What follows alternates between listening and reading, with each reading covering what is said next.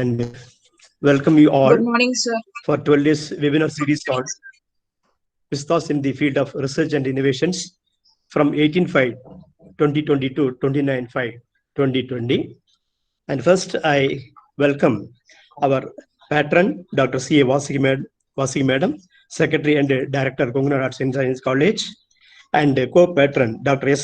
Balasamy Sir, Dean R&D, convener, Dr. D. Vijayalakshmi Madam, Assistant Professor of Mathematics, coordinator, Dr. M. Vigneswaran, Assistant Professor of Mathematics, organizing secretaries, Dr. M. Revati Bala, Associate Professor and Head, Department of Commerce, PG, and Mr. N. Sendil Kumar, Associate Professor of Computer Technology, and resource persons.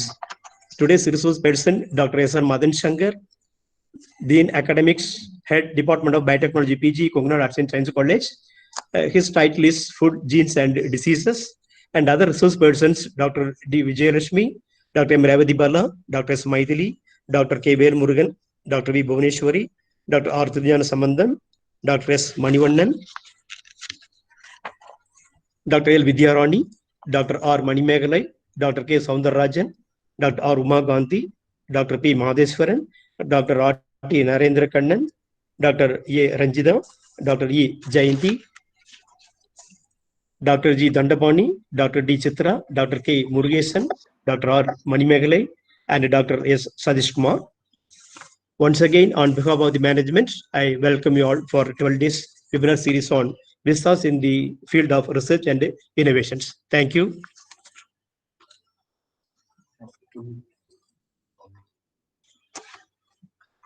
Now, I request our esteemed Secretary, Madam,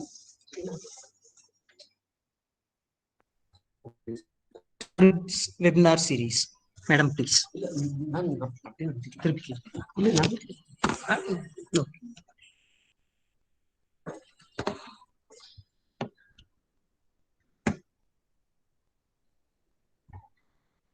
Good morning to everybody.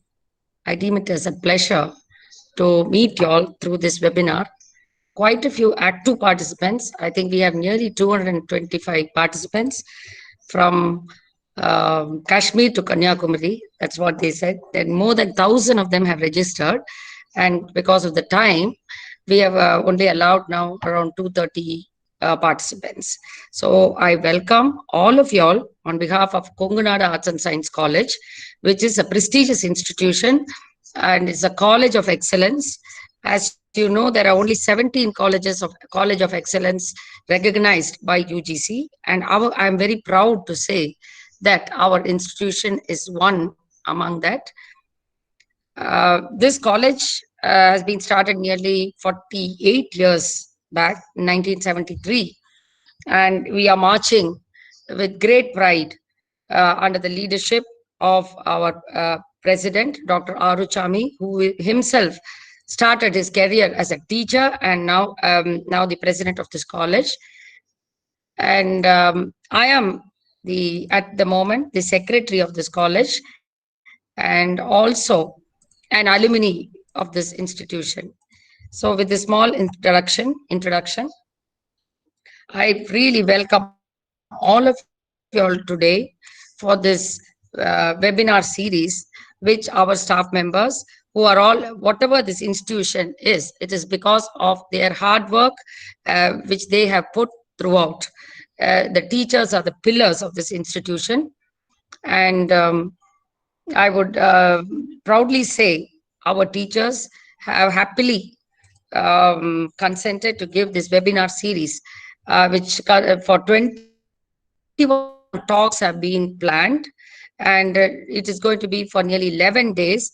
And they're all the people whom our principal, when he said in his welcome speech, they're all experts in their own field. So I'm sure, like, you know, it will benefit all of y'all and give us that spark in research. Like always I used to say, an educational institution is not a tuition center. It is not here just for us to give them degrees or degree awarding institutions. It is more than that. It should make them to think and innovate. That's what this new India needs. for the development of this great nation.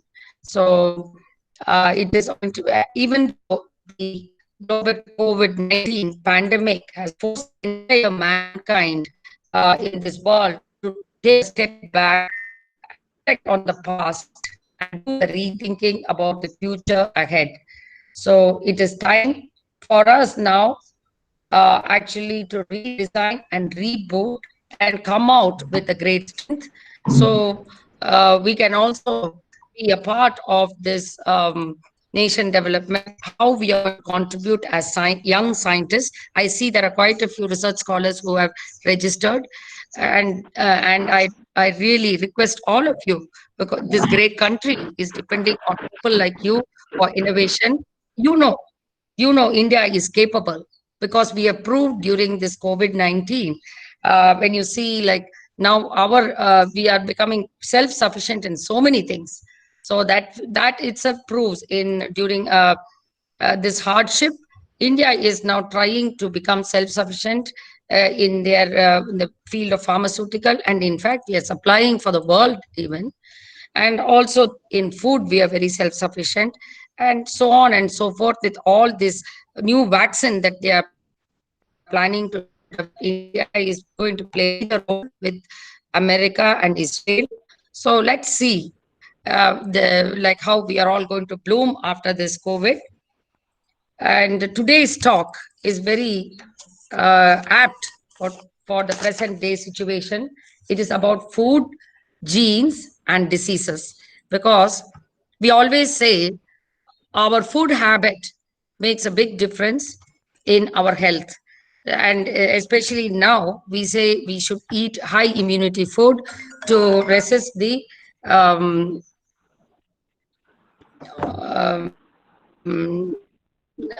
boost our immunity, so on and so forth. So a very excellent topic has been selected by Dr. S.R. Madan Shankar. And I would like to introduce him as the Dean of this prestigious institution. Dr. Madan Shankar has also been an alumni of this institution. He has done his UG biotechnology in our college, and he was also a first rank holder. And apart from that, he did his master's in GRD and his PhD from IFGTB. He has published more than 2 papers in journals and has worked nearly 20 years for PCS got from various institutions, and has served as a head of the department of PSG in biotechnology department. And he has also been awarded the Best Teacher Award for quite a few times. And he is currently operating the ICSSR Impress project on polycystic ovarian syndrome and its awareness to the Nilgiri tribal women. He has traveled to various countries and had done a lot of collaborative work. He is also an active member of Shiksha Sankranti Uttayan Niyas, the state convener of environmental panel. He is one among the first batch of green educators of Center of Science and Environment, New Delhi. So I am very pleased to invite him and introduce him as Dean of Academics of this college. Madan Shankar, kindly you can. Oh, okay. Thank you. I request our Dean Research and Development, Dr. S. Balusamy, to offer felicitation.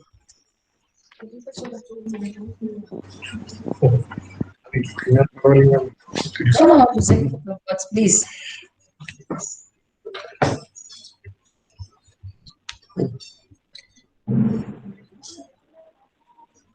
Esteemed Secretary Madam of our college, respected Principal, and my dear colleague and other research scholars who are participating in this program. Yes. Good morning to everybody. Our college is organizing a 11 days program in the area of research. How the research outcome will be useful for the societal development and against the national development.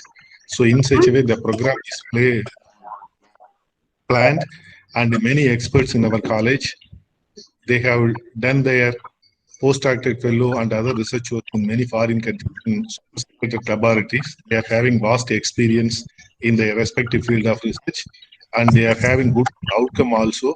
So that will be definitely most useful to promote the research not only in our college but also in other institutions as a whole for our network. So, Madam, some fortnight back, she told about the importance of the societal need. That means the society must be brought to the educational stream. Madam pointed out in the Private College Management Association lecture that is the most important for any educational institution, not only to promote research but also to promote the education. So the societal need must be fulfilled only by the academicians through research and their fruitful outcome. So our college, from the beginning, we are planning in all the way by local resources, and we are doing a very wonderful research for the benefit of the local society and sometimes for the benefit of the other people other than this area also.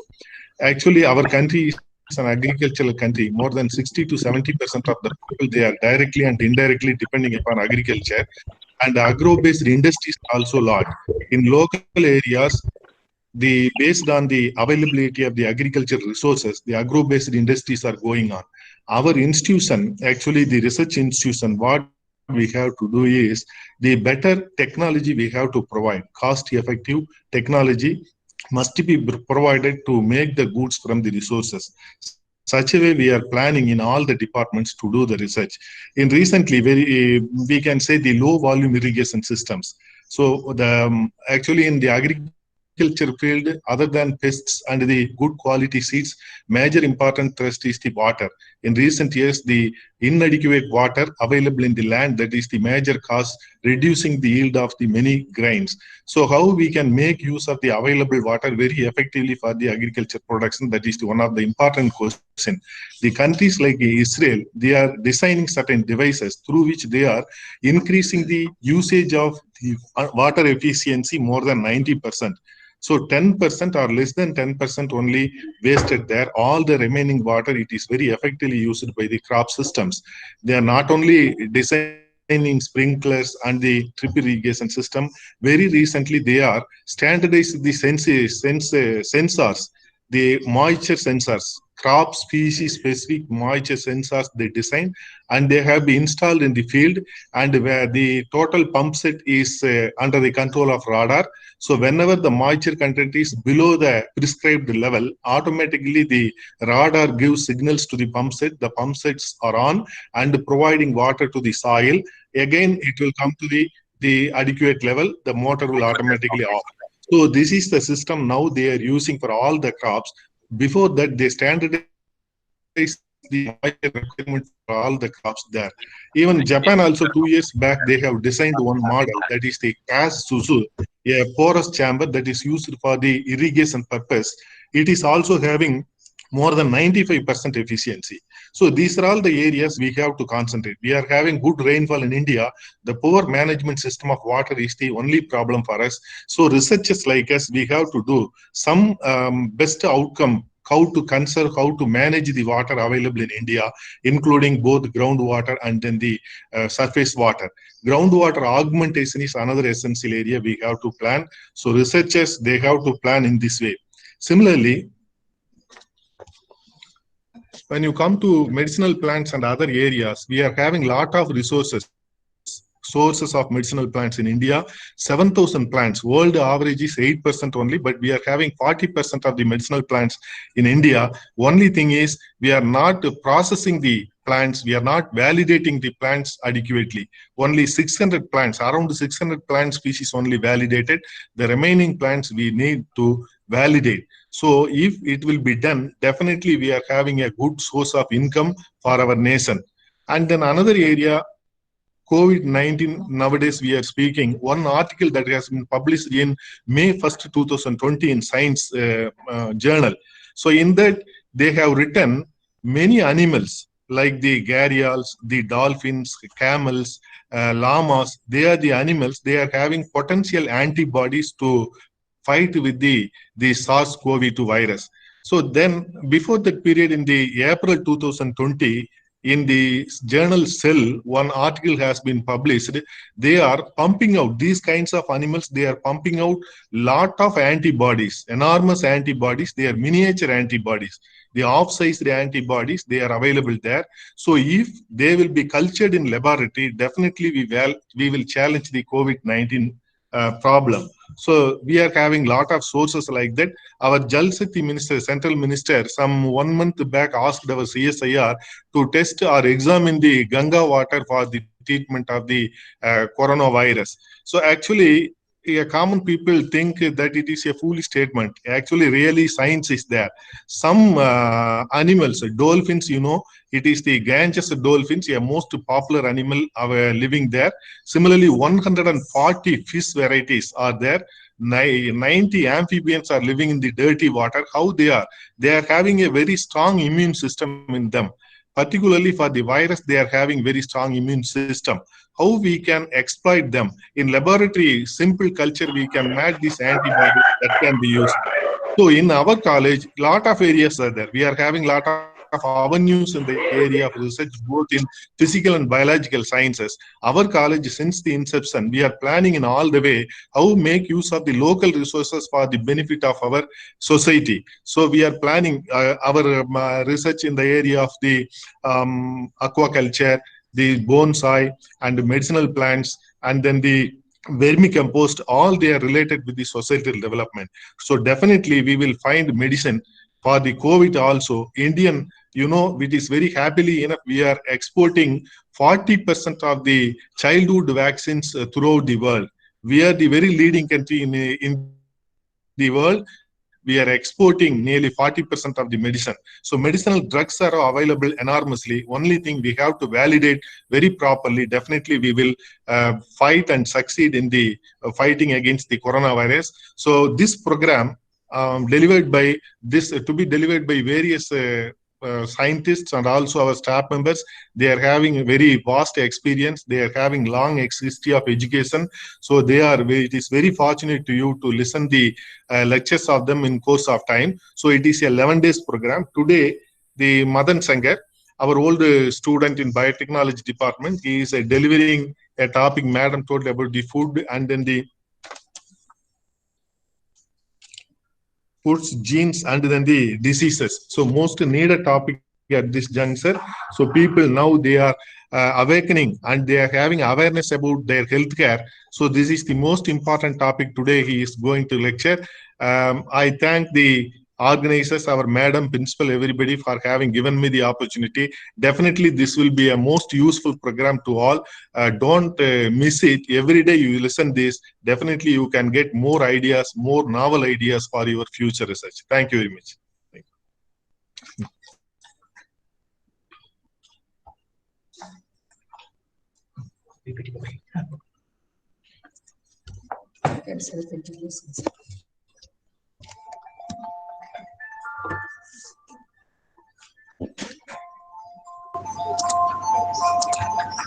Good morning to all of you. I hope I'm audible. Respected Madam Secretary, Principal Sir, Dean R&D, and the organizers of this program. It's a honor and pride and privilege to be here to share some thoughts on title Foods, Genes and Diseases, which is a very pertinent subject of today. And a lot of research is being done to understand the interrelationship between foods, genes and diseases. So I will present my PPT.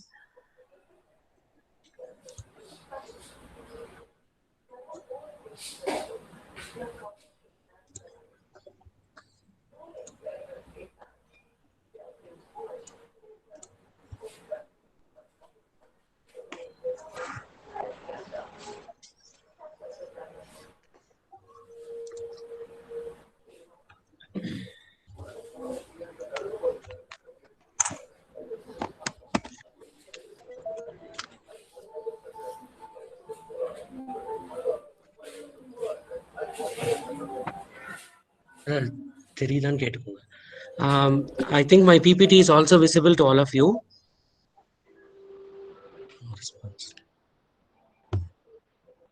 Yes. Yes. So, foods, genes, and diseases is what I'm going to talk in another hour or so. So, to start with, I would say food is Brahma, that is Anna Brahma, which says that food is the life giver and food is all that is there in you, and you are because of your food. There is also a statement by Hippocrates who said, "Let food be your medicine and medicine be your food." Towards the end of this talk, you will understand that food is actually medicine, and if you take the right food, you don't require a wrong medicine. And Dr. Bergman, he says, anything you take in your body will make you healthier or sicker. So it is actually the link, or it is actually the balance between what you eat and what you're assimilating is more important.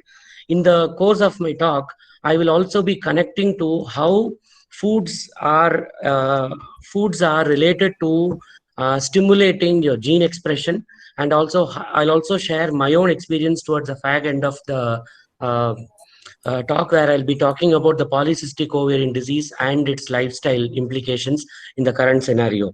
So with this prelude, I think our Dean R&D sir has given a brief introduction about how foods are important in the current day. And this slide you see, you have a mixture of healthy foods, you have a mixture of unhealthy food, and also a mixture of foods which are partially healthy and partially unhealthy. And on the top of the slide, you'll see a plate with a fork and a knife and your DNA in between. So what you actually take dissects your DNA, opens your DNA, unwraps your DNA, and it's able to create a lot of implications to your DNA, which are transmitted further down to your next generation. So this is my prelude, and based with this prelude, let me go to the topic again. Now, having talked about so many things, do we think that we are a backward society? Because as this slide tells you here, doctors destroy health, media destroy information, governments destroy freedom, universities destroy knowledge, lawyers destroy justice.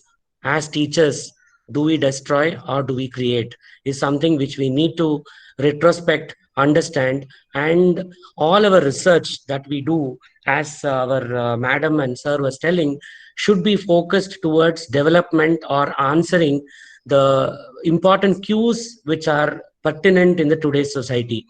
With this COVID-19 lockdown, we understand that lot of industrial firms from India are now marching towards producing low-cost vaccines and also plasma derived molecules for treatment of this coronavirus.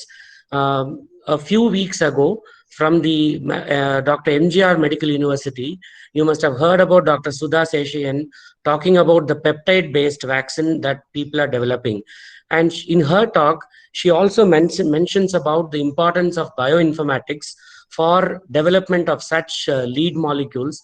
And also she emphasizes about foods that are actually which are important in developing immunity. And she also talks about the conventional foods. There are two terms which I'll be using in my talk frequently. One is conventional food, the other one is a convenient food. What we are doing today is all convenient foods. So most of the damage that we see in terms of lifestyle disorders or in terms of diseases which are more pertinently tied to lifestyle is because of an increase of convenient foods. Classical example is today households have moved away from idli, dosa to Kellogg's, cornflakes, so on and so forth. So that's a distinctive example of what a convenient food is. And instead of water, people of many sections of people start drinking aerated drinks like Pepsi or Coke or any aerated drink for that matter. So this is a convenient food rather than a conventional food. We attribute our knowledge to convenient food because we say that it's easy to cook, it's easy to process because they have already been processed, and it's easily available in the market. Above all, there's a taboo which also brands these convenient foods, because you have a lot of popular media celebrities and people who are after these convenient foods. So that is another popularity among the young generation, the youth of this generation. I would call the youth of this generation as Gen Z, and people who are born 2018 and above are no more called Gen Z, they are called Generation Alpha. It is this Generation Alpha which is going to be the most affected society in terms of health, again in terms of all ill effects. And if this is going to continue in the way, already India has become a hub of diabetes. We are now putting two terms to hub of diabetes. We are now putting two terms together. We are now putting two terms together, diabetes and obesity. We are now putting two terms together, diabetes and obesity. Both. The mic is on. The mic is on.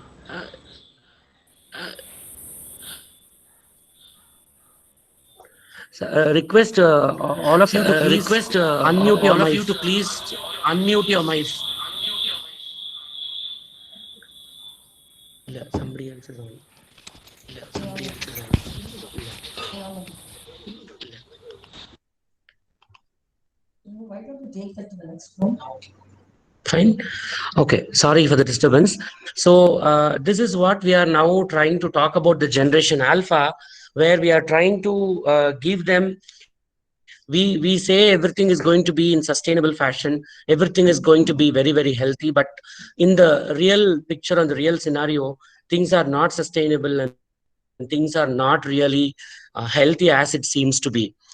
And we have now given, even we have actually eased out the names of diseases also, because I used to remember some 20 years ago, if you say that you are a diabetic, the whole family will start frowning. The whole family will be putting up long faces. But today, people are happy to say that they are diabetic. They are very proud to say that they are diabetic, and they say, don't put sugar in my coffee or things like that. So we have eased down the names of the diseases also. For example, all these things that you see in the screen, that is high blood pressure, diabetes, high cholesterol, cardiovascular diseases, depression, cancer, kidney disease, liver disease, and asthma, all these have one common feature in them. That is, there is a component of deficiency, as well as there is a concept of toxicity. Either they are chronically toxic, or they are acutely toxic. So where does this toxicity and deficiency come from? Is from what you eat. Toxicity is because of eating harmful substances. Deficiency is because of consuming suboptimal levels or suboptimal or substandard requirements of certain important molecules which are essential for keeping your body hale and healthy. Some examples include folate, folic acid, vitamin B6, vitamin D, B12, vitamin D3, calcium, and so on and so forth. So folic acid, cholates, vitamin D3, and calcium are one of the most important agents which are required to keep your health status in a normal way. Toxicity, on the other hand, includes all your trans fats that you get from fried foods, the kind of preservatives that we use in the processed food, and the kind of fast food that we consume has an element of toxins, a toxic element in them. So I would say we have not only eased down the method of eating, but we have also eased down the name of diseases. And all these, right from high blood pressure to asthma, all these are today's diseases which rule the whole universe. And India, for that matter, has now considerably seen increasing levels of people who are hypertensive, who are already diabetes, who have a high cholesterol. And even you would have heard about cases where 24-year-old man getting a heart attack, 20-year-old child or student getting into an acute depression, and cancer, on the other hand, is on the steep rise in India. So what are we going to answer is something which we need to understand. Now, coming to this, lifestyle, genetics, and environment has a greater link to talk about how diseases are, how diseases onset, and what is the level of progression in your system. Now, to future, I mean, 2022 or 25 years ago, it was only genetics and environment which were pertinent, responsible for diseases, and now you have lifestyle also getting into the picture. And when you see the Venn diagram, it says if your genetics is good, if your genes are good, that is, if you get a better complement of genes from your parents, because you know all of us are half sibs, we get 50% from the parent, both the parents, that is 50% from the father and 50% from the mother. So if this half set of genetic material that you get is perfect, if you don't have an allelic mutant or an SNP or something in this, then if you lead a good lifestyle, not getting into wrong habits, not getting into wrong methods of living, then it's perfect. But if your lifestyle is also bad, if your genetics is also bad, you are at a higher risk of getting into lifestyle disorders. Thirdly, if your genetics, if your environment and your lifestyle, all these three are polluted, say you live in a polluted environment, your genetics is also having some problem, and if your lifestyle is also very bad, then the LO1 that you see is you are at the highest risk of getting lifestyle related diseases and lifestyle related syndromes, the ones which I explained before. So what are all the examples of lifestyle related diseases that you see today? Is diabetes, hypertension, certain cancers. Particularly when we see about cancer, the most important cancer that is most pertinent because of lifestyle relation is actually the colorectal cancer and the gastrointestinal cancer. Now, the number of people who are afflicted with colorectal cancer, abdominal cancers, and gastrointestinal cancers are on a steep rise in India. India was not a continent of colorectal cancer and intestinal cancers, because our food style or the type of food that we use was more sattvic food. That is, we used to have turmeric in all our foods, that is curcumin. Turmeric has a lead molecule called curcumin, and this curcumin is anti-inflammatory and antioxidant. Of course, you know, they're antibacterial and so on and so forth. It is actually able to give you a kind of intestinal protection to you. So colorectal cancers and intestinal cancers were actually a rare phenomena. The other ones is diabetes and hypertension, is solely because of the lifestyle that you lead, the high stress environment that we work in, and the kind of pollutants that we are exposed to. The other side, you also see ASCVD. AS is atherosclerosis cardiovascular disease, dyslipidemia, and you also have, finally, you have Alzheimer's. A report which was published in 2016, I vaguely remember, says that there is a link between the type 2 diabetes and the early onset of Alzheimer's disease. So there is something to do with the insulin type 2 receptor, which is actually which actually helps, or which actually advances the chance of getting this Alzheimer's disease. Apart from that, you also have diseases like non-fatty liver disease and also non-alcoholic fatty liver disease, which is also because of the lifestyle that we lead. And one common feature of all these diseases is they touch down the metabolic regime of your body. There is an acute dysregulation in the metabolic profile. Webinar ஒன்று போயிட்டு இருக்குது, நான் கூப்பிடுறேன். Webinar ஒன்று போயிட்டு இருக்கு குங்குடா நாட்ஸ்ல, அது முடிய போகுது, கட் பண்ணிட்டு கூப்பிடுறேன். There is an acute metabolic dysregulation that happens, which lead to insulin resistance and finally inflammation in different parts of the body. And this acute inflammation is actually responsible for the onset of either one or two, or like a chain or like a handshake. Once you have hypertension, you have diabetes. When you have diabetes, you have dyslipidemia. Once you have all these three, you have cardiovascular disease. With cardiovascular disease, you get into depression. When you have depression, ultimately it leads to Alzheimer's disease and also several neuropsychotic disorders. So I would also emphasize that the environment in which you live will actually help in your mental well-being, as well as the food that you take will contribute to your physical well-being. So these two concepts of mental well-being and physical well-being are connected metabolically, and it is connected to your genes and also the kind of lifestyle that we live. For example, most of the lifestyle that we have today is a sedentary lifestyle. Inactivity is on the steep rise. We keep eating and staying at indoors. There is no games. See, there are children at the age of 8, at the age of 10, who are obese in the terms, who are about 120 kilograms and all. And women who are obese also have diseases like polycystic ovarian syndrome and certain menstrual diseases. And overnutrition, both are harmful. Overnutrition as well as malnutrition, both are very dangerous. But overnutrition is something that leads to lifestyle disorders, whereas malnutrition leads to disorders of some other kinds. So I would also always say F of X is equal to doctor, which means the diet that you eat, that is what is prescribed as a diet, and the kind of chemicals that you are exposed to, added to the contribution from your genetic pool, is responsible for the onset and progression of the disease.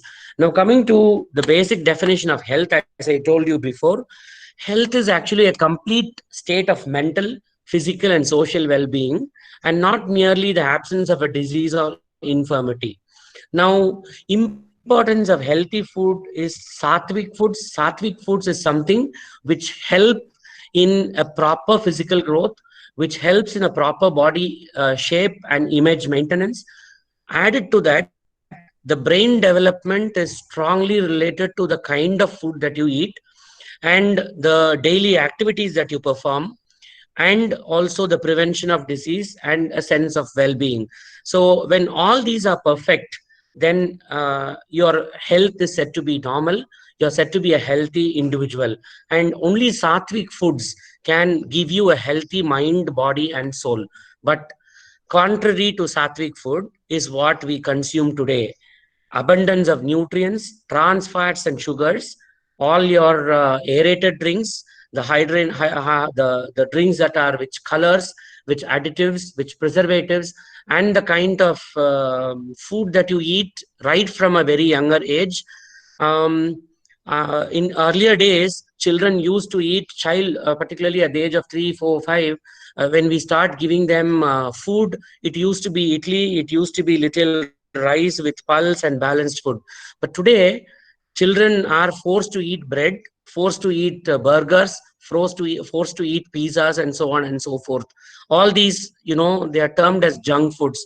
And ultimately, over a period of several years, they become a kind of imprint onto your genes, imprint onto your DNA, and added to lack of physical exercises, added to a sedentary lifestyle, they also contribute to a lot of emotional disturbances. This is added also to the impact of technology, to which most of the children of today's age are addicted to. Technology also gives them a lot of emotional disturbances in the kind of food that they eat. All these things put together is today's lifestyle, which is contrary to the conventional Indian lifestyle which we were living in the ancient past.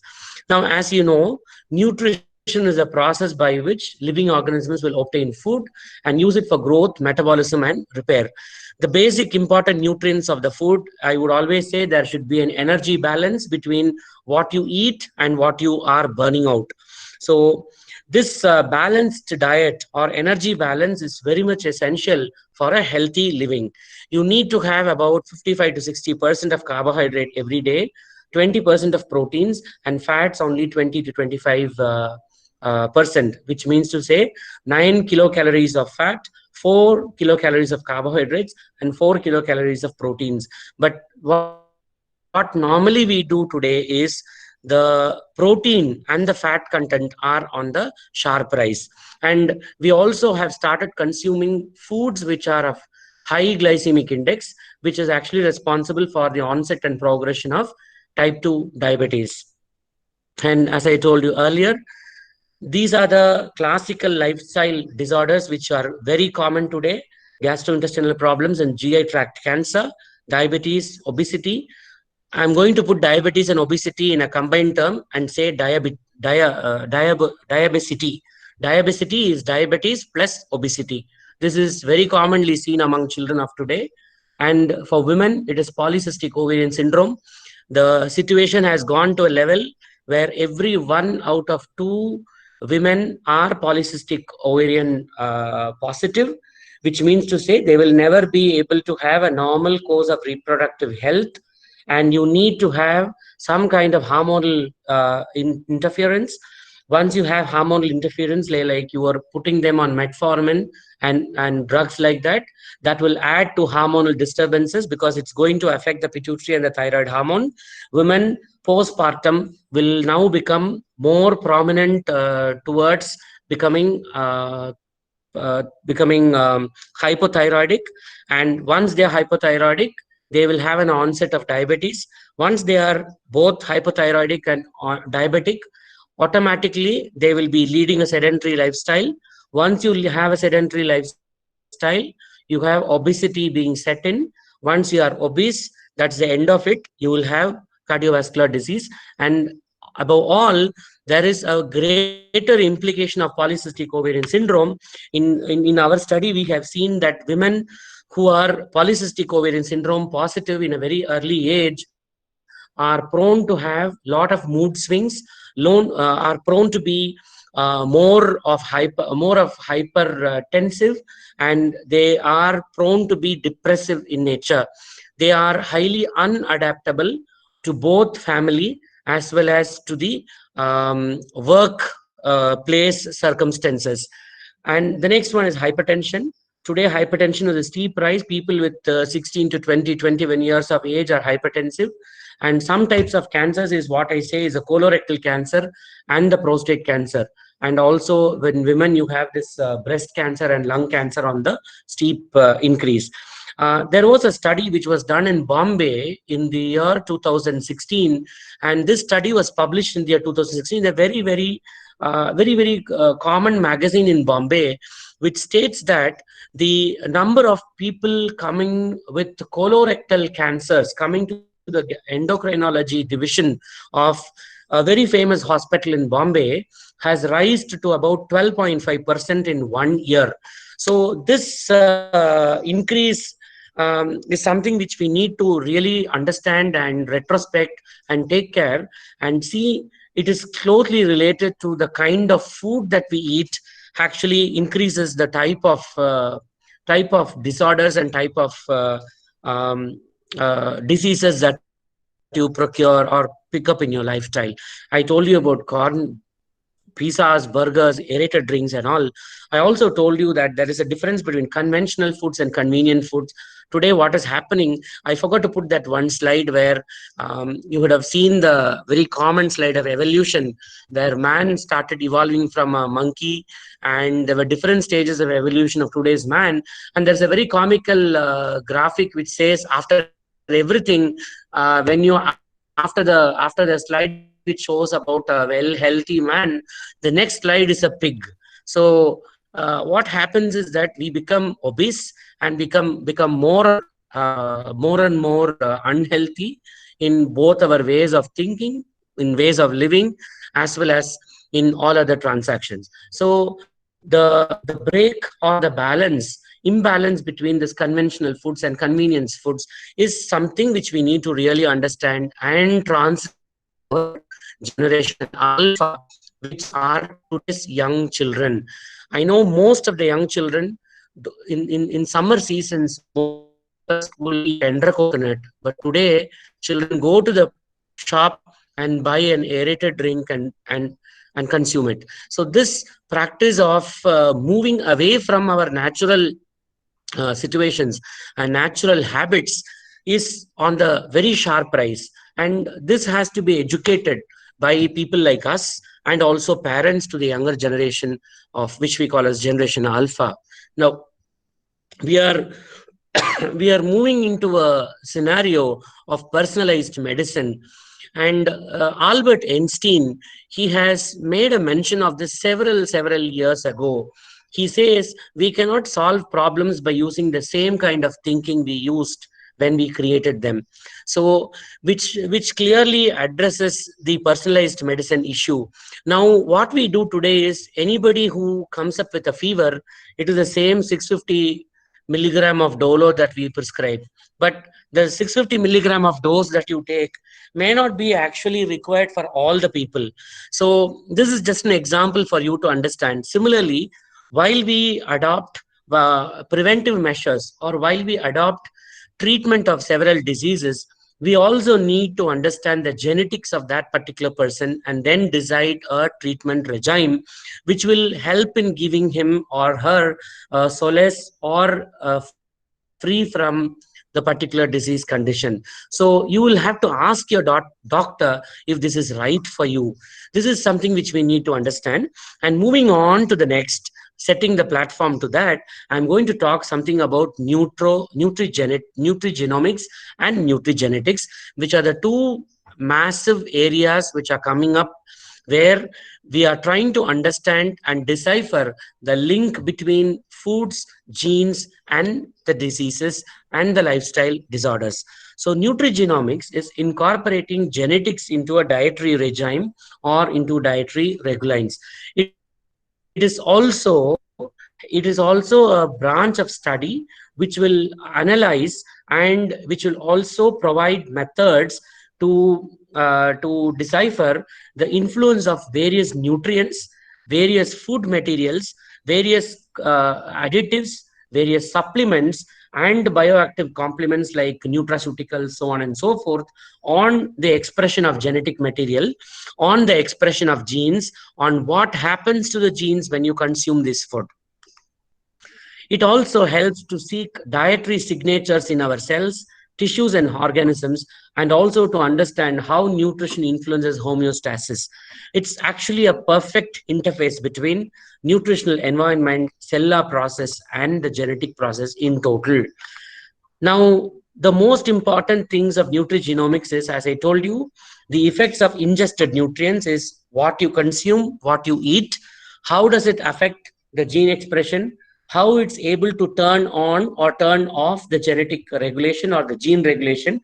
Because in the next slide, I would be able to emphasize that food molecules that you eat, there are certain components in the food molecules which will also act as transcription factors, which will also help in either upregulating or downregulating certain genes. And this downregulation or upregulation, if it is going to happen for a considerable amount of time, then you have an impact on the genetic material, you have the impact on the genome.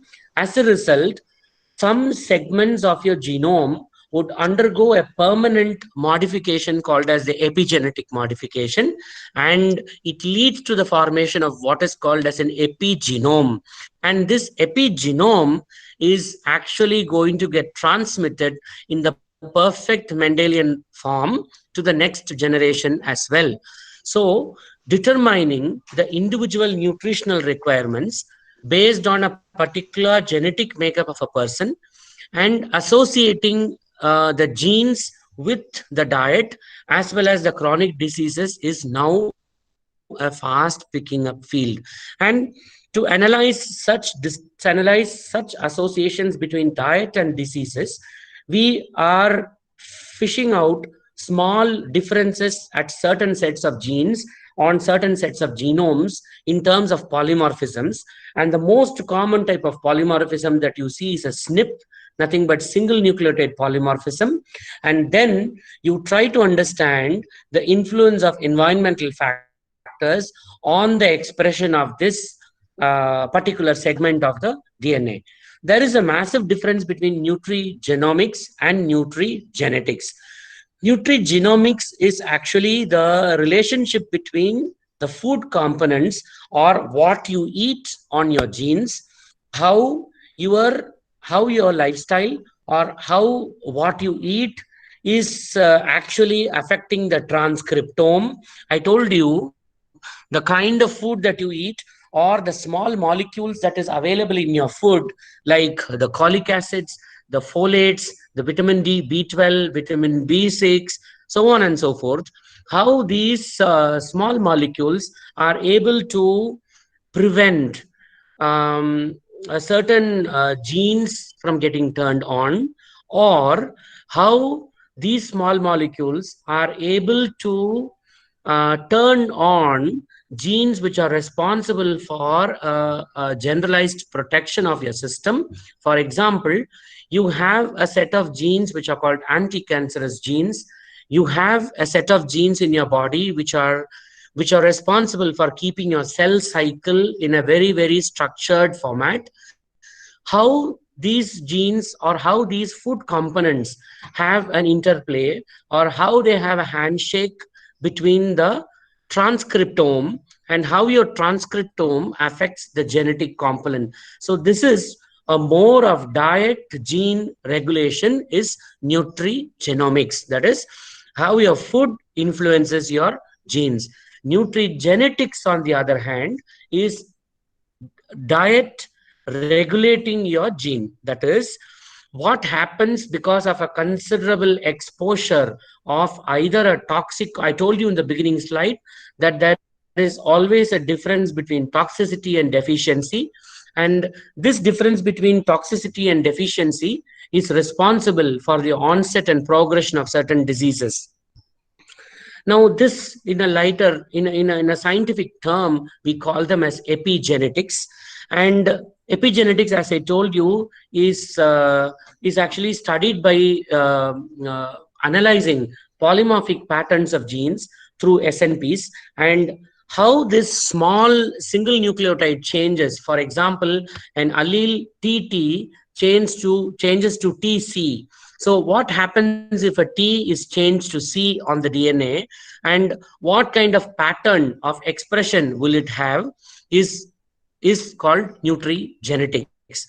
So the four basic tenets of nutrigenomics are: improper diets are risk factors for diseases, and dietary chemicals will of course alter, as I told you, will be able to alter the transcriptome, will be able to alter the genomic, it will not be altering the DNA per se in a whole phenomena, but it will be making a small nucleotide change, whereas where you can see a change from A to G or a change from T to C, and this becomes an imprint, or this becomes fingerprinted onto your genome, and once it is permanently printed on your genome, it is being transmitted to the next generation. And to the degree to which diet is going to influence the balance between a healthy status and a disease state is also very important. And as I told you before, several of these diet regulatory genes, that is genes which are responsible for the onset, incidence, and progression of several chronic lifestyle disorders, are being understood by nutrigenomics. As I told you before, personalized diets is something which is coming up in a very faster way, where people are able to genotype, where people are able to understand your gene. There are few genes which are responsible for the onset of obesity. For example, you have genes like TADA, TADA. This TADA is a gene which is responsible for the early onset of obesity, and this gene, the expression of this gene is controlled by several environmental factors, and also by the kind of diet that you eat, and also the kind of environment in which you live is actually responsible for the onset of disease. And likewise, so once you understand the genotype, you will be able to correlate a perfect relationship between genotype and phenotype, and that is all about nutrigenomics and nutrigenetics. So how does your genes, how does this food affects your gene is something worth understanding. We all know the basics of molecular biology, where when you take the human genome, the massive discovery of Human Genome Project, or the first draft of the Human Genome Project, was launched in the year 2001, and the complete human genome map was brought about in the year 2003. Since 2003, several other genomes were understood, and the sequence of the entire genome are now made available.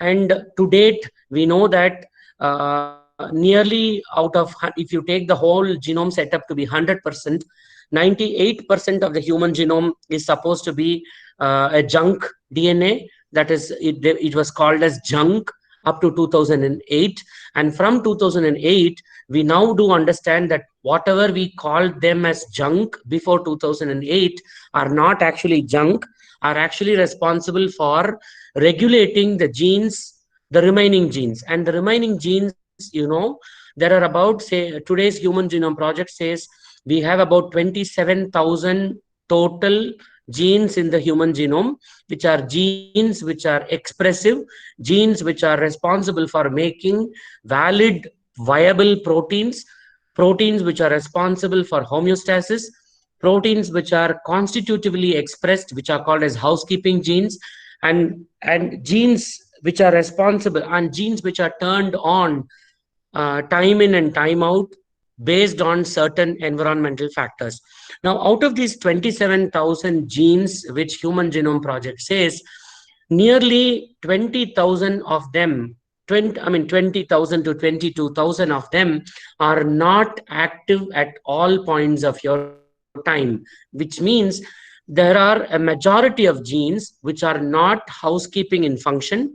These genes are turned on only when there is a requirement, or only when there is a stimulus from the environment, or only when there is some damage happening because of an external factor, which I call as a stimuli. So, and these genes, you know, the chromosomes themselves are arranged as arranged in the form of euchromatic regions and heterochromatic regions, and the degree of methylation, that is how much of CH3 group is added to your adenine or guanine residues, will understand the degree of heterochromatinization, how much of wrapping your DNA will undergo with the histone proteins. You have about the 8 histone proteins, the H1, 2 of H2A, 2 of H2B, H3, and H4 respectively. And this wraps your DNA in a very tight format, preventing the access of RNA polymerase to transcribe these regions. But what normally happens is, once you are setting in a polymorphic pattern, once a kind of small change happens, for example, here you see there is in one individual at that particular location it is A, in another individual it is G, in another individual it is T. This is called as a single nucleotide polymorphism, and this single nucleotide polymorphism sets in because of the kind of exposure that you are doing to the segment of DNA over a prolonged period of time. If you have the habit of consuming fast foods, if you have the habit of consuming convenient food for a long duration of time, the chemical entities that are present in the food, the harmful or the toxic metabolites that are present in the food, as against the healthy metabolites, will permanently unwrap your DNA. Your DNA will get unwrapped from the histones, and now your DNA will be accessible for the RNA polymerase to transcribe and translate into a protein. The protein that is made by your RNA polymerase may be or may not be a healthy protein required at that moment of time, at that moment of your life. So if that protein is going to be an unhealthy protein, or if that protein is going to create a system, if it's going to hamper with the health of the cell, then the cell is certainly going to turn mad. The cells, once they are turning mad, you have onsets of several lifestyle disorders, and the onset of cancer has got a direct relationship between this phenomena, where there is a heavy degree of demethylation and the DNA getting exposed and the transcriptome being altered, where you have an unnecessary or an unwanted transcription happening in the system. So what we do by exposing ourselves to chemicals is that is that we create a lot of small changes in our system, which we call as SNPs or small nucleotide polymorphisms. And all these SNPs are a recipe for the gene and are a recipe for an altered gene expression. Now, there are three types of the nutrition gene interaction. One is direct interaction. I told you one example of a direct interaction where certain molecules or certain small molecules will bind directly to a receptor on the cell, and they will behave like a transcription factor, which can alter the expression of the gene. This is not going to be really adverse. This can be reversed back, provided you are able to reframe, or provided you are able to alter your lifestyle conditions and the way you live and the way you eat. This is fine. Epigenetic interactions is what I was talking about so long, is about how nutrients can alter the structure of the DNA. So here, what happens is, in the earlier case, the structure of the DNA is not altered. That is, there is no unwrapping, there is no demethylation that is happening to the DNA. But in this case of prolonged exposure to harmful and hazardous chemicals, and also to various unhealthy nutritional factors, you are going to create a fingerprint on the DNA, which is going to alter the structure of the DNA in a minor way or in a major way. This modulation is called as the epigenetic modulation. And the third one is genetic variation, which I talked about, the single nucleotide polymorphisms, which will totally alter the functionality of the genes. Now, these two, the case number 2 and the case number 3, are going to be perfectly transmitted to the next generation via a strict Mendelian ratio.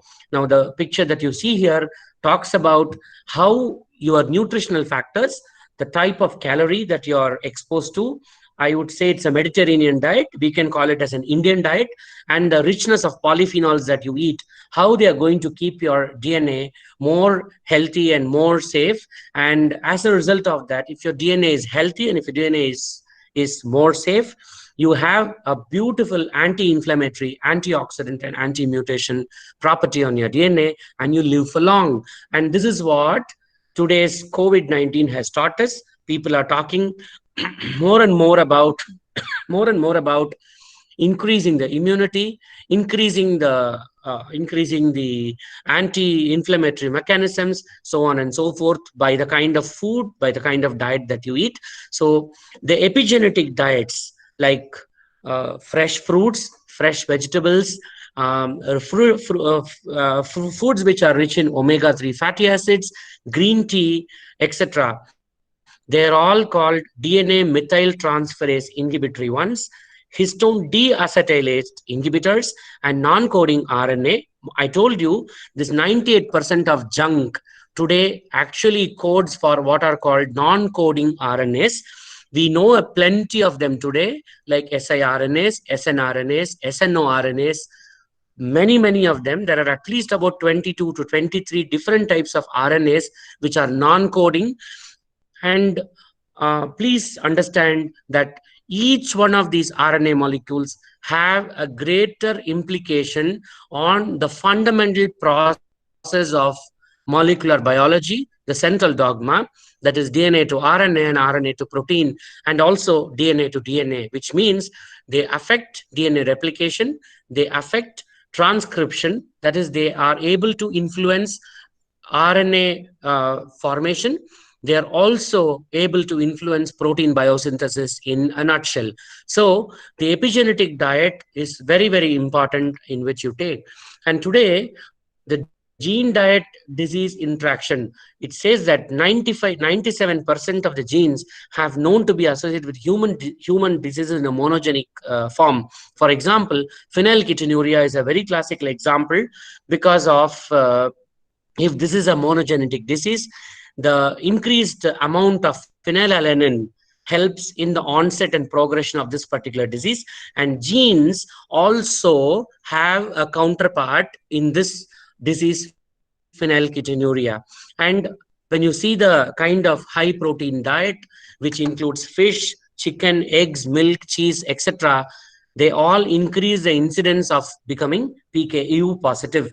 So similarly, alcohol, this is a very, very interesting case, alcohol dehydrogenase. Most of the drunkards of this country, in the period of COVID-19 lockdown, you see a lot of Tasmak shops being opened.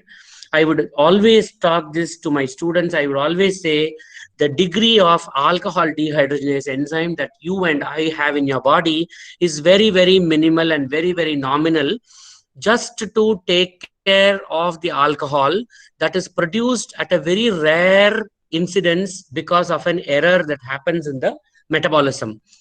In despite of that, if you consume lot and lot of alcohol from the external source, you will not have enough of this enzyme to take care of degradation.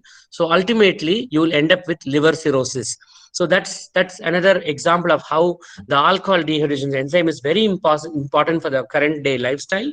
Similarly, people who have galactosemia, that is, people who cannot digest lactose, must be put on lactose or a low lactose containing milk or milk products.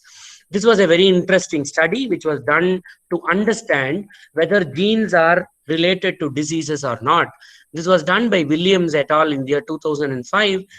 He took twins, 28 pairs of monozygotic twins. You know, monozygotic twins are called as identical twins. Their genome is exactly the same in both the twins. And what they did was, it was a very beautiful study. They pumped high-fat diet to all these monozygotic twins for a period of 6 weeks. And then, initially it was a carbohydrate diet, and then switched them to a high-fat diet. After switching them to high-fat diet, all the 28 pairs of twins were divided into 14.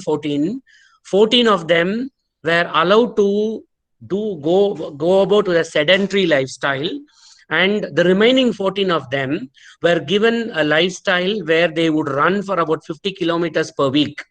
And after that, they were able to analyze the significant molecules like apolipoprotein A1, the human the HDL and the LDL, and the results showed that decreasing the dietary fat intake, that is, after 6 weeks, the fat diet was reduced, and only thing, the lifestyle was modulated, which means one set of twins were doing a sedentary lifestyle, the other set were having a 50 kilometer per week walk or run or something like that. And when they analyzed, there were no big difference between the HDL pattern, the plasma apolipoprotein A1, and also the LDL particles in both the cohorts, which means to say that the lipoprotein responses to the diets were not significant between the running and sedentary, which means that the genetics rather than the environment influences may have a greater impact on the blood lipids. So genes are also a part and parcel of something, and for everything, talavidini nama solra madri, genes blame pannave mudiyadu. We cannot blame genes at all points of time. The environment in which you are exposed to, the environment in which you live also has a greater impact. So here, Craig Venter, he was one of the forerunners of the Human Genome Project. He said that genes are absolutely not our fate. So you cannot say that genes, diabetes varuduna, enga taathaku irundhudu, my forefathers had, and all that, you cannot blame. It is, he says, everybody talks about the genes that they received from their mother and father for this trait or other. But in reality, those genes have very little impact on life and outcomes. And genes are absolutely not our fate. What is written in your DNA, that is propensity towards certain diseases, does not necessarily mean that it will happen to you. Which means to say, nama jadagam pati solra madiri dhaan, ennada irundhalum there is a force, parigaram irukku. Jatagathukku there is always a parigaram. Dosham in the jatagam, there is a parigaram. Similarly, what is there in your gene, there is a parigaram for that. If you are able to modulate your environmental condition in which you live, even if you have a faulty gene, or even if you have some problem with your genes, it can be taken care. So this was actually told by Craig Venter, who was a forerunner of this new Human Genome Project. And the picture that you see on the other side It's a very interesting picture. You see a machine, you are able to see the raw materials. The raw material is your food, and the products of the food, once it is ingested in your body, is folic acid, betaine, choline, vitamin Bs. All these are very interesting ones which help in methylating your DNA to a better level, and they are not, they are able to inhibit the demethylase enzyme. So these foods are called as the healthy foods. I would talk about folate, choline, vitamin B2, B6, B12, and vitamin A. All these are the most important ones which regulate your gene expression. And on the other side, you are able to see the cascading effects. So I would say responsibility acts through behavior across generation. So please understand that what you eat today, what you are able to consume today, is what you are going to give to the next generation in a half Mendelian way. So our behavior, that is what we eat, what you smoke, what you drink, or what you nurture your children, will have a cascading effect. And I would talk about obesity in a few minutes from now. And I told you about the cardiovascular disease. I told you about the apolipoprotein A1, and there's a single nucleotide polymorphism called -75 G2A, which means at the 75th position of this apolipoprotein A1, there is a polymorphic change from G to A, and this polymorphic change from G to A is associated with an increased levels of HDL in women with a dietary intake even of polyunsaturated fatty acids, polyunsaturated fatty acids. Similarly, hypertension, you have ENaC. ENaC is actually a sodium transporter, which is responsible for pumping sodium into your system. And this beta hydroxysteroid dehydrogenase is certainly of interest, and it's proven to have an association between the amount of salt that you eat and the chance of becoming hypertensive. I also told you about nutrigenomics and cancer. People have studied the likelihood of identical twins developing the same cancer is less than 10%, which means to say, even if your genome is the same, the effect of environment is more important. I would always say, ஒரு கிளாஸ்ல வந்து 60 குழந்தைங்க இருந்தாங்கன்னா 10 பேர் நாசமா போறது is because of 1%. So the environment in which you dwell is more important than your genetic makeup per se. And diet and increased risk of cancer, I talked about this in a very better way. So advantages of nutrigenomics is it increases focus on healthy diet and lifestyle. It helps in creating an awareness of risk of certain conditions, helps in improved quality of life, focuses on prevention of diseases, morbidity, and premature mortality, reduced healthcare costs, and better understanding of mechanisms in susceptibility. So what are within our limits?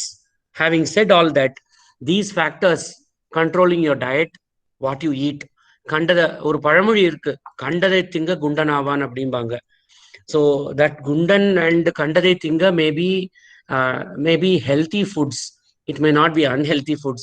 But inniki kandade tinga gundanavaangaradu vandu, it is a different story where you pick up whatever you get in the market. And the most important thing with today's children is people don't read the labels of any processed food. If you read your labels at least once in a lifetime and see what is there on the label, go to Google, because Google is God for most of us today. Go to Google, give that component and see, you will understand how much of nonsense that component has on your food. Then you will never touch that food. You will totally understand that food is completely unhealthy. So diet is within our purview. Body weight, physical activity, exposure to sun, very, very most important thing. India being the most tropical country, today we are number 1 with all vitamin D3 deficiencies. Most of us take vitamin D3 tablets in the morning. Most of us don't even see sunlight at all during the day. We are confined ourselves to air-conditioned chambers and smoking and alcohol consumption is on the very steep rise. So these are factors which are controllable. Things, நான் போட்டது fate ன்னு போட்டிருக்கேன். உங்க அப்பாவும் அம்மாவும் கொடுத்தது பேரண்ட்ல இருந்து வந்தது விதி, அதை மாத்த முடியாது. Unless you do a gene therapy, you cannot change them. But what is understandable from my previous lecture is that it can be overcome. That is, age, gender, ethnicity, hereditary can be overcome. I told you an example of the monozygotic twins and the study that was done to understand obesity is a classical example which says that these factors which are said to be uncontrollable are also controllable by the kind of lifestyle that you live. I will talk very briefly about obesity and also a little about polycystic ovarian syndrome and conclude. Obesity is now a global problem. Everybody are becoming fat. There is a big difference between the obesity patterns in USA, America, and the obesity patterns in India. When you see here, who is obese in India and who is obese in America, there is a big difference. I happen to have, I had the privilege of working with a pathologist from America. She was a Fulbright fellow, USIEF Fulbright fellow. She was working on obesity medicine here with us for about 9 months. And she used to always tell that obesity is actually a rich man's disease in America, because the kind of burgers, the kind of pizzas, and the kinds of unhealthy foods are all very costly, and only an affordable guy can eat such unhealthy foods in America. But so milk, on the other hand, is very costly there. That's what I was told. So people who are very poor, sorry, I'm telling it in a different way. People who are very poor will not be able to buy these kinds of foods like pizzas or burgers or something. So in American system or in the Western world, diabetes is a poor man's disease. But when you see India, diabetes and obesity is a rich man's disease. A farmer will not be able to buy all these costly aerated drinks, costly pizzas and costly burgers which are delivered at your doorstep. So here, obesity is a rich man's disease. Only even COVID-19 is a rich man's disease. Poor man didn't bring COVID-19 into India. It was a rich person who brought it to India. So obesity is strictly a rich man's disease. And 2018, there was statistics which says 3.3 billion adults are overweight and 700 million are obese. And when you see American population, as I told you, it is the poor men who are obese. The rich men are eating good food. They are eating a food with a good nutrition, so they are not obese. And it's a growing problem since 1960. Today it has doubled from 13.5% to about 35.7%. And when you see among the children, adolescent obesity and child obesity is on the steep rise, about 17% since 1990. And this is a statistics from NIDDK 2012. And today, when you see 1/3 of children who are adolescent are obese. That's because of technology, taking your phone in the hand, eating. ஒரு காலத்துல அம்மாக்கள் வந்து நிலாச்சோறு கொடுப்பாங்க, நிலாவை காமிச்சு சோறு ஊட்டுவாங்க. But இன்னைக்கு people show your mobile phones or something and then they feed their children.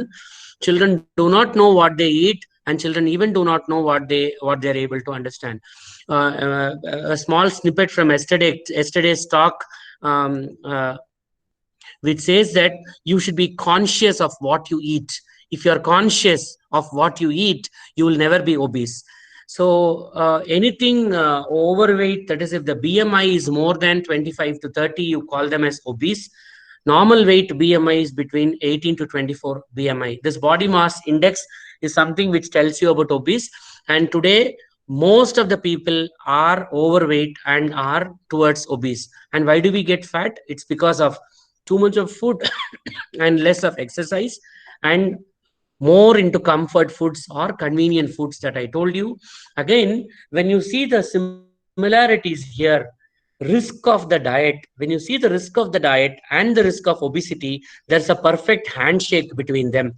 Diet helps in the onset of heart disease, diabetes, high cholesterol, dementias. I told you there is a paper which talks about insulin receptor and the early onset of dementia. Most of the people today are dementic, and most of the people today are psychotic.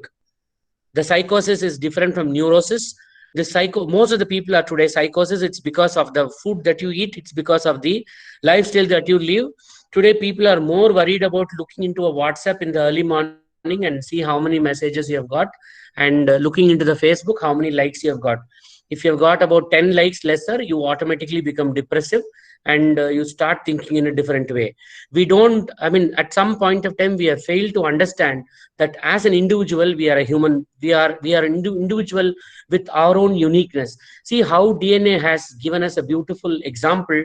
In the whole of the world, you can never see DNA matching to 100% between two individuals. So much of uniqueness the DNA has given to each one of us. But at some point of time, we fail to realize, or we fail to understand that we are unique, and we start comparing ourselves with X, Y, or Z, and that's the problem. And the food that we eat is also influenced by the peer that are around us. அவன் cake சாப்பிடுறான், நானும் சாப்பிடுறேன். அவன் ice cream சாப்பிடுறான், நானும் சாப்பிடுறேன். It's not because I like, or it's not because I love to eat. It's not because of whether it is useful to me or it's suitable to me, but it's because of somebody else that I'm eating my food. So when you see there's a perfect handshake between the risk of diet and the risk of obesity, all these are almost the same. You see heart disease this side, heart disease the other side as well.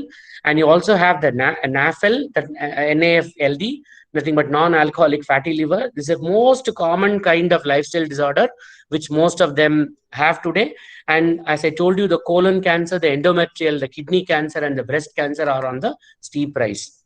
So to say diabesity, which means diabetes plus obesity, our ancient genes and our modern environment have collided. We have not interacted, rather we have collided. You know what will happen when there's a collision? When you have a collision, there will be a catastrophe. So that is what is happening to our body. Coupled with increasing lifestyle, we are now becoming more and more obese, and we are pumping unwanted calories into our body. And diabesity is continuum of abnormal biology that ranges from mild insulin resistance to a full-blown diabetes. இன்னைக்கு நீங்க பாத்தீங்கன்னா உலகத்துல நிறைய பேர் they are diabetes, and there are two clinics which are thronging every city. One is this diabetic clinic, and the other one is infertility clinic. All these has a very strong link and a very strong relationship to the food pattern and the lifestyle pattern. Ultimately, over the period of 20 years, your diabetic, your obese, dementia will set in. This is what I told you.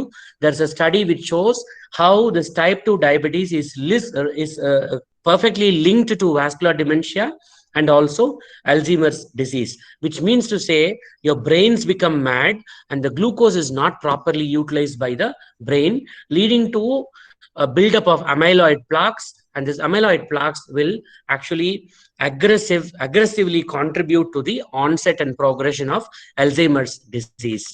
And they say Alzheimer's is actually type 3 diabetes. Now, who is to be blamed? Nobody is to be blamed. We are to be blamed. The current formulation of gluttony sloth diet makes you a sloth and makes you slumber and makes you an obese person.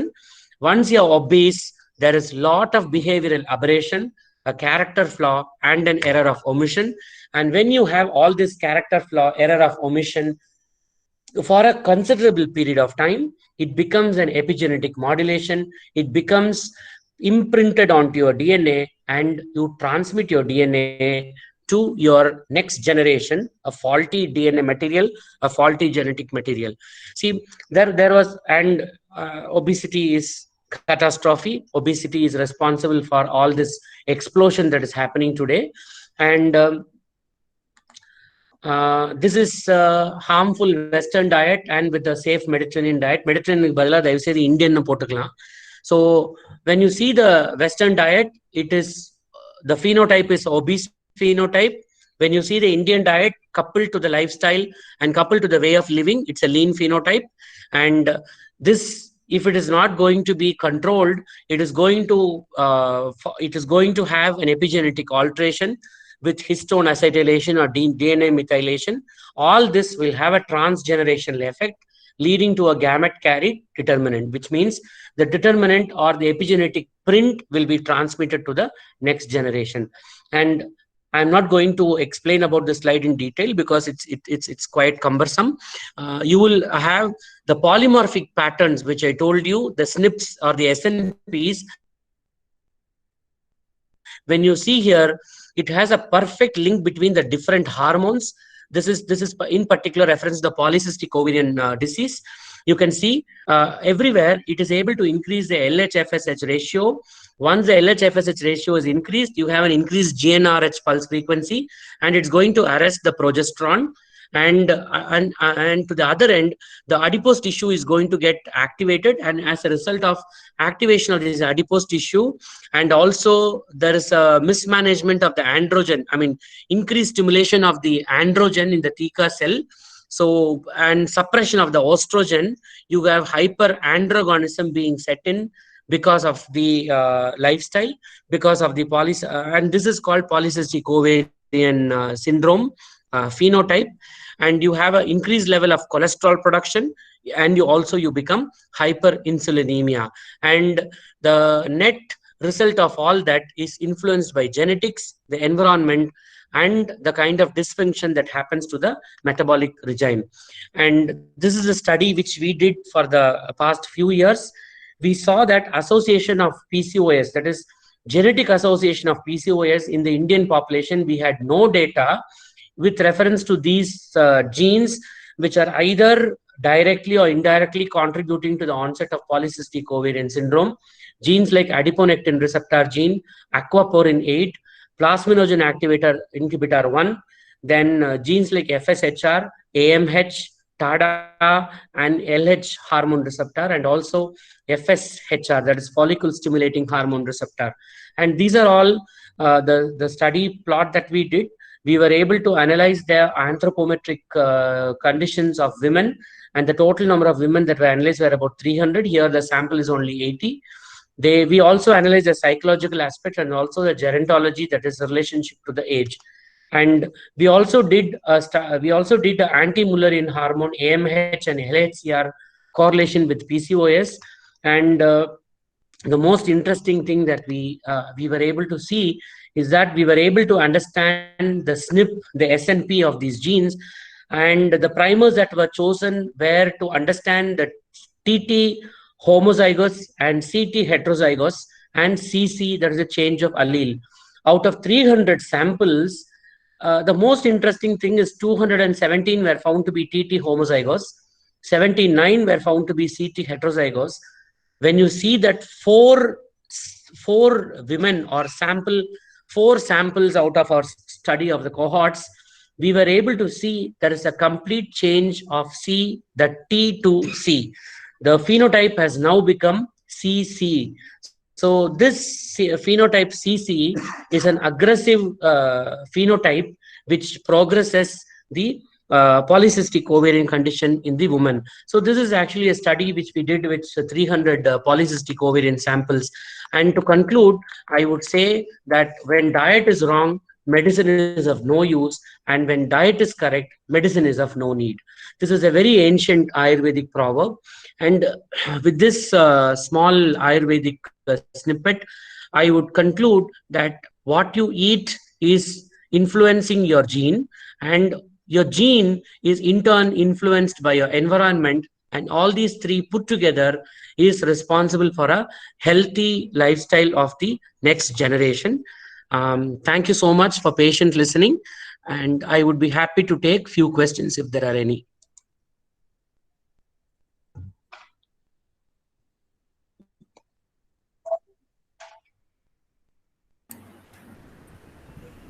Participants can unmute themselves to clarify their doubts.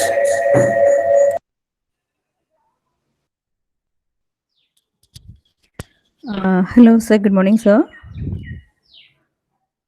Hello.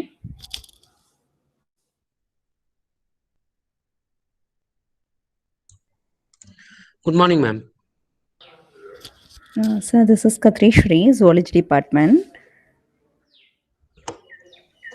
So actually, you mentioned that twin child research findings on about that food materials and with twin child. So whether they're permitting directly to do research on human without animal studies. No. You can, the study that I am doing with reference to polycystic ovarian syndrome is actually a human study. You need to, you need to go for a very rigorous ethical committee presentation. You have the institutional IHEC, the institutional Okay. human ethical committee. You will have to Okay. submit your proposal with the details of the cohorts and the kind Okay. of data that you will be collecting from the cohorts and the kind of intervention that you will be doing to the cohorts. The committee will have about 20, 21 people, including a layman, including 3 or 4 subject experts, so on and so Okay. forth. And that committee will decide whether your study will be approved. And only after approval from the institution human ethical committee, you need to go on with this study. And the Okay. use of embryos has still more restrictions on usage of human embryos per se. You can do the study provided if you submit the exact details of the cohorts and what kind of intervention. And the only thing is, like, you're not supposed to use any clinical trial.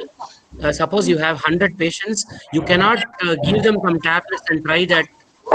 That is not permitted. Clinical trials are not permitted. That has a separate wing in the human ethical committee format, and you need to answer that as well.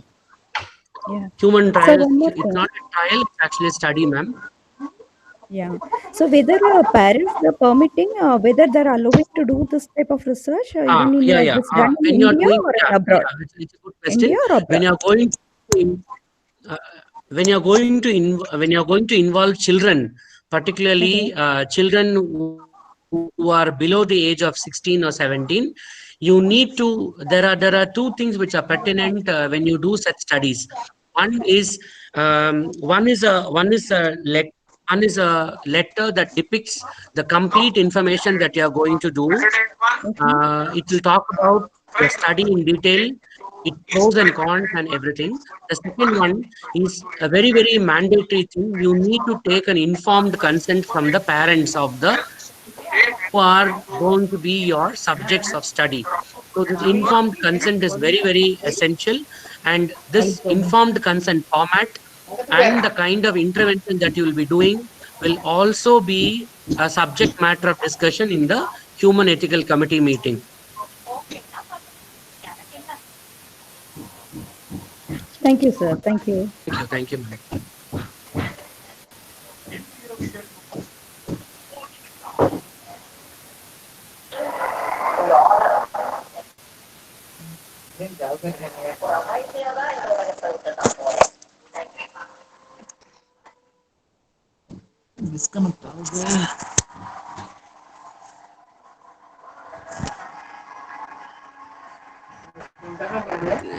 Any questions? You read it will be nice. Um,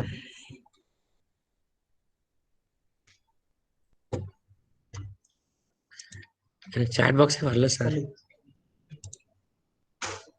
Yeah. Is there அது போயிடுச்சு. நான் இது click பண்ணா அது போயிடும். Dr. Amsaveni has something to ask. You can ask because I'm not able to see the chat box.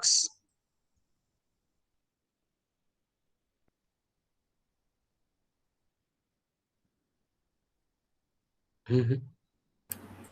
Yeah. Is there any specific food habits or any other steps to be followed for permanent cure of PCOD, and is it inherited? Okay, first question. It's a nice question with PCOD. Let's use the term PCOS. It's no more called as PCOD. It's not called as polycystic ovarian disease. It's called as polycystic ovarian syndrome. So you need to basically understand the difference between a disease and a syndrome. Disease is you get diarrhea, you get typhoid, which is a disease. Please understand there is only one kind of symptom. There is only one kind of treatment that is available for a disease. But for a syndrome, it's multifactorial. It's not a single kind. For example, in PCOS, when we do a hormonal profiling of women who are affected with PCOS, for one subject or in one patient, we'll be able to see a high level of prolactin. The same may not be the case with another woman. In another woman, the levels of androgen will be very high. The levels of prolactin will be very less. So I hope you understand the basic difference between what is happening at the metabolic level and also the hormonal profile is responsible for the onset of PCOD. Basically, you understand the difference between disease and syndrome. The second one you have asked is about any specific food habits. High carbohydrate diet, high trans fat diets, and diets which are very rich in fats have to be avoided for management of PCOS rather than for cure. There is only a term called management of the disease. Once you are already PCOS, your lifestyle has to be adjusted and you will have to manage it. The second question is whether it is inherited or not. We need to understand your gene. We need to understand the genotype, and we need to see whether you have any transmittable, heritable single polynucleotide polymorphism in any one of the genes, like the LHCR gene or the FSH gene or the LH gene or the TADA gene or something like that. So you need to do a genotype phenotype correlation and to understand the presence of SNPs to tell whether it will be inherited or not. As I told you earlier, not all PCOS are inherited. Even if namma kalangalla women used to have PCOS like symptoms towards the end of menopause. By the time they would have had 1 or 2 children and they would have been happy. But the problem today is the onset of PCOS is very, very early. Children who have just attained puberty, they have PCOS getting, onset of PCOS is seen nearly 1 year after entering puberty. So that is the seriousness of this particular condition in the today's scenario. Earlier days, women used to have PCOS, but it goes unnoticed. By the time they would have got menopause, and that's the end of it. By the time they would have already got children, 2 or 3 or 4 children to them. But the condition of onset, I told you there is a perfect link between the environment and you cannot blame your genes at all point of your time. Say for instance, if your mother had a PCOS pattern, and if there was an SNP in your mother, and you have a part of that SNP in you, if your environment is very bad and the condition of your lifestyle is bad, every day you take burger, you take pizza, you drink aerated drinks, in about 20-22 years of your lifetime, you will be able to be PCOS positive. That's the difference between how fast you will be able to pick up the disease and the progression of the disease. The second question which she has asked is, all infected will not develop disease. What is your opinion on this statement regarding COVID-19? I would say it is more to do with the immune levels and also with the health status of an individual, which is more personal and more personified per se. So that's what the government is now advocating, to use high diets which will give you better immunity, so on and so forth. Dr. Bhuvneshwari has a question, whether updating of genome of a child, I don't know what you mean by updating, takes place when wife eats the leftover food of the husband, sir. I'm not sure. I don't know. Dr. Bhuvneshwari, if you're around, you can little more clarify this question. I don't know. Done, ma'am. அவங்க இருக்காங்களான்னு கேளுங்க. அவங்க question கேட்டிருக்காங்க, எனக்கு அந்த question புரியல.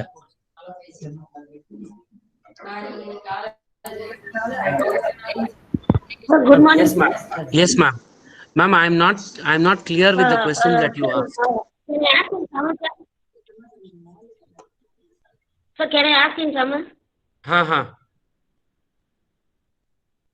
Sir, நான் ஒரு விமன் காலேஜ்ல ஒர்க் பண்ணிட்டு இருக்கேன். விமன்ஸ் காலேஜ்ல நியர்லி 50 to 60% ஸ்டூடெண்ட்ஸ்க்கு வந்து மென்சஸ் ப்ராப்ளம் இருக்கு. PCOS இருக்கும். பீரியட்ஸ் மேபி சார் அது வந்து என்னன்னா 3 months வரைக்குமே அந்த பீரியட்ஸ் கண்டினியூ ஆகிட்டே இருக்கு.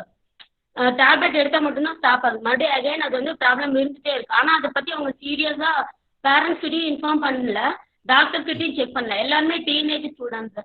அவங்க கிட்ட நான் இன்சிஸ்ட் பண்ணாலும் இது சரி ரெக்கவர் ஆகிடும் சரியாயிடும் அப்படின்றாங்க. ஆனால் நியர்லி 50 to 60% ஸ்டூடெண்ட்ஸ்க்கு இந்த ப்ராப்ளம் இருந்துகிட்டே இருக்கு. இது அவங்களுக்கு இன்ஃபர்டிலிட்டி கிரியேட் ஆகும் அப்படின்னு ஒரு பயம் இருக்கு. கண்டிப்பா ஆகும். கண்டிப்பா ஆகும். கண்டிப்பா ஆகும். Definitely ஆகும். This leads to women PCOS. Early onset of PCOS is actually an example of early onset of infertility in women. It certainly has an impact on infertility. Women who have PCOS at a very early stage will be put on hormonal therapy, and they will be normal to lead a reproductive life. But after, postpartum, they will have onset of diabetes, onset of hypertension, and lifestyle disorders.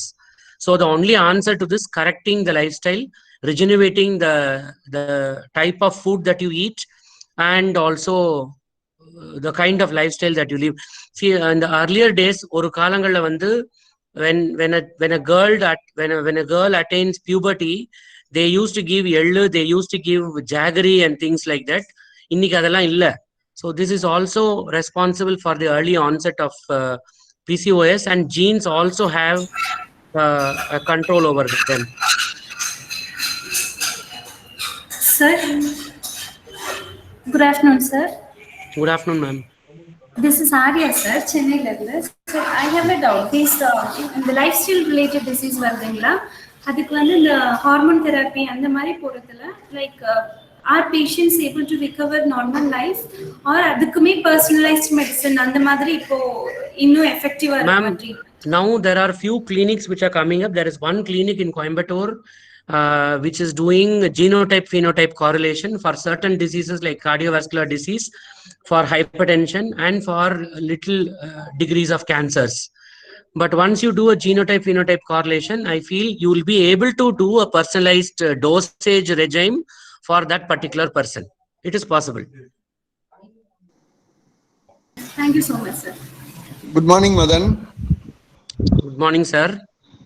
Do all the identical twins have the same DNA pattern? Yes, sir. Yes, sir. All monozygotic twins have the same DNA pattern. But the expression of the DNA with relation to their age and with relation to their lifestyle will alter. But their genetic complement will be the same. Oh, thank you, Madan. I got this information through a movie, Tadam movie, which was very popular also. It gave me this knowledge. And also, can you explain the relevance between stem cell treatment and the genomic pattern? Sir, we have two kinds of treatments available to treat defects on the DNA. One is a very costly one called as the therapy, gene therapy, where you are identifying a defective gene or a faulty gene and replacing that faulty gene with a functional gene so that it will be able to express a functional protein. That is gene therapy. Stem cell therapy, on the other hand, is for replenishing tissues per se, damaged tissue or a damaged cell. For example, you do this cord blood stem cell therapy to regenerate some kinds of tissues which are damaged in a longer run. Another question, Madan. And of course, sir, there is one question which is in relation to what you have asked. Alternate disease for gene therapy. Of course, there is no alternate, and it's not affordable at all. A common man, a farmer, or somebody who's very poor, who's economically poor, will never be able to do this treatment at all. For poor men, everything is far away. This is very common, sir. Is there any possibility to stop the aging process in long run? Aging process? Yes, sir. If you are able to follow the age-old habits of lifestyle, I think yesterday you listened to Dr. Indu Chudan's lecture, where he said about, sir, nama Ayurvedangalla there are certain components which are prescribed to prevent senescence. Yoga is one. Your pranic therapy is one. How Sir, tortoise lives for 300 years because the breathing gap, I mean, the breathing period of the tortoise is very, very long. நம்ம வந்து சீக்கிரம் மூச்சு விடுறோம், but tortoise அப்படி இல்லை. That's why it lives a long life.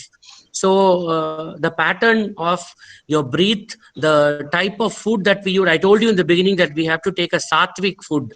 Yes. So the type of food that we use, that we eat, and the kind of small therapy which we do to regenerate ourselves from time to time also will have the influence on longevity of our life.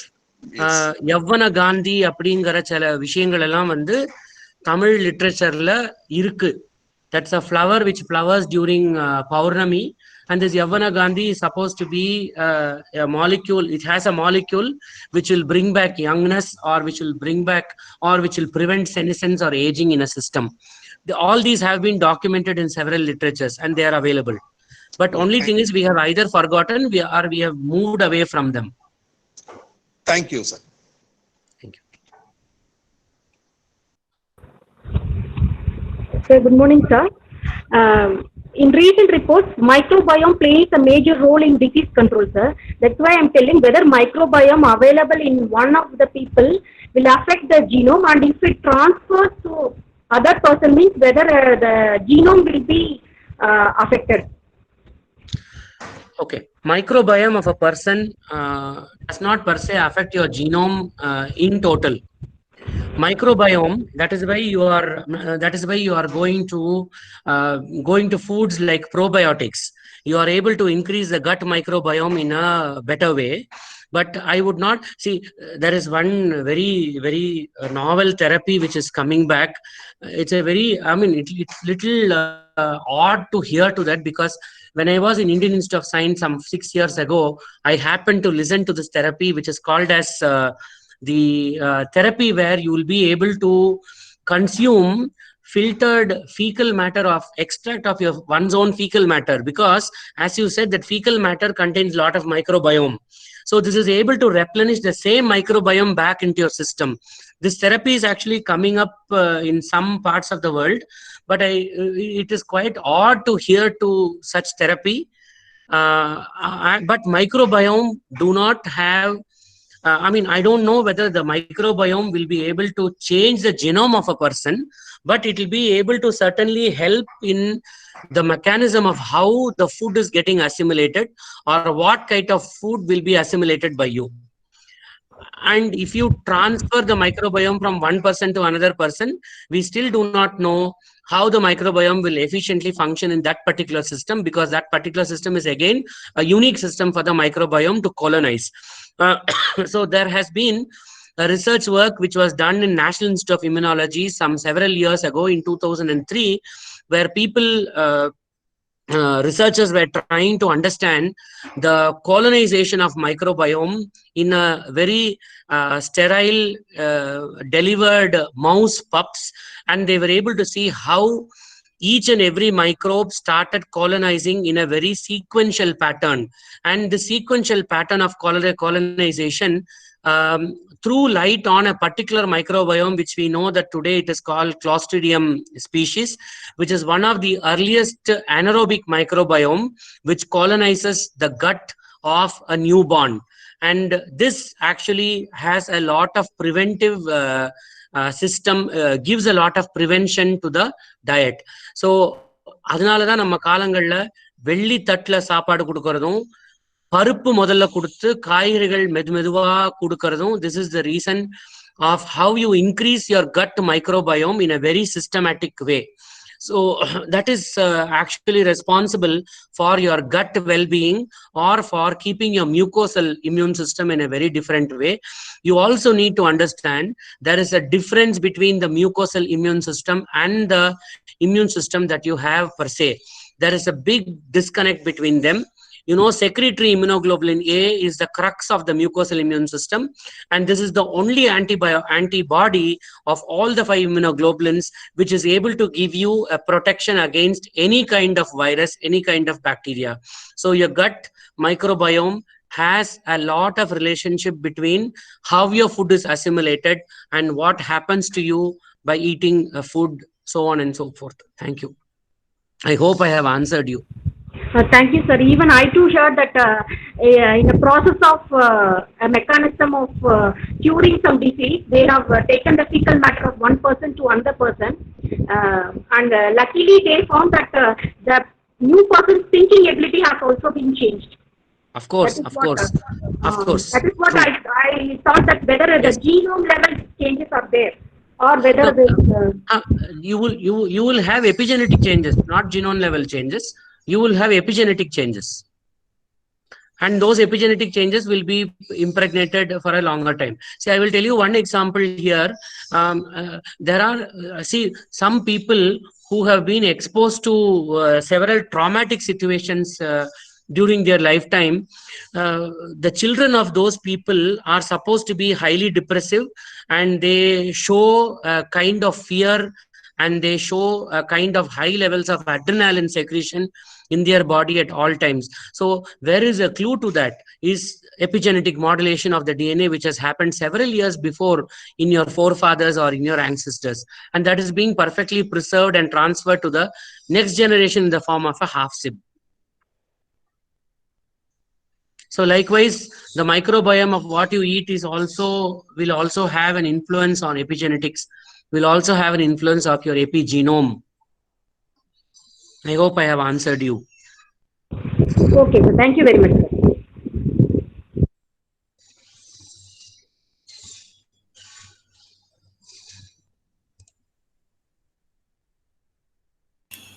Now, I request Dr. D. Vijayalakshmi, Assistant Professor of Mathematics and convener of this webinar series, to propose the vote of thanks. Madam, please. Am I audible? Yes, Madam, audible. A very good evening. Okay. A very good afternoon to one and all present here. Myself, Dr. D. Vijayalakshmi, serving an assistant professor in the Department of Mathematics, Konganad Arts and Science College. It's my honor and privilege to propose the vote of thanks for this occasion on behalf of the webinar series, Vistas in the Field of Research and Innovations, to all the speakers of this inaugural function for gracing your importance and sharing with us your findings and opinions today.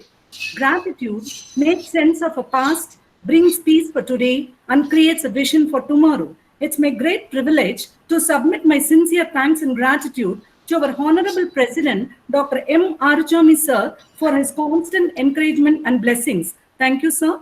A leader is one who knows the way, goes the way, and shows the way. I express my profound and sincere thanks to our most respected Secretary and Director of our college, Convener ISCA, Coimbatore Chapter, Dr. C.A. Vasagi Madam, for offering inaugural address and also for providing an excellent opportunity and support to conduct this valuable webinar series through our esteemed institution. Madam, thank you for your constant support and encouragement. I extend my heartfelt thanks to our most respected principal, Dr. M. Lakshmanasamy sir, for offering a wonderful welcome address, and his constant support in all our activities make us to move to the next level. Thank you, sir.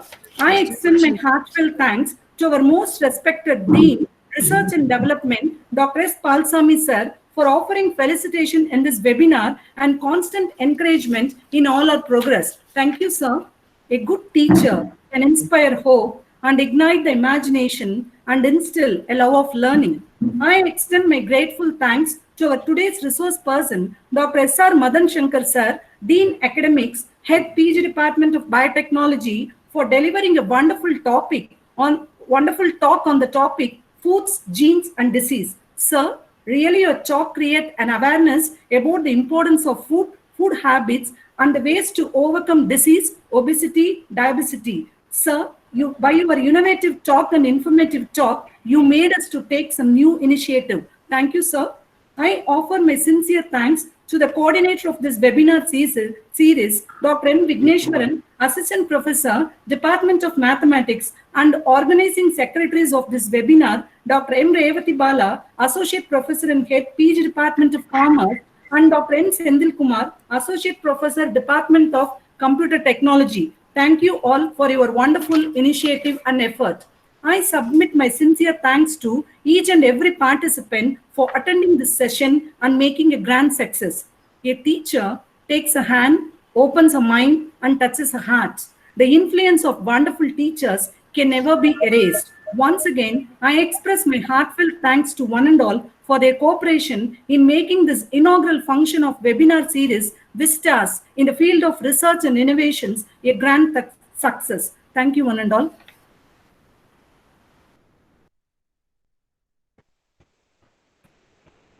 Thank you, madam. Tomorrow we will have two sessions.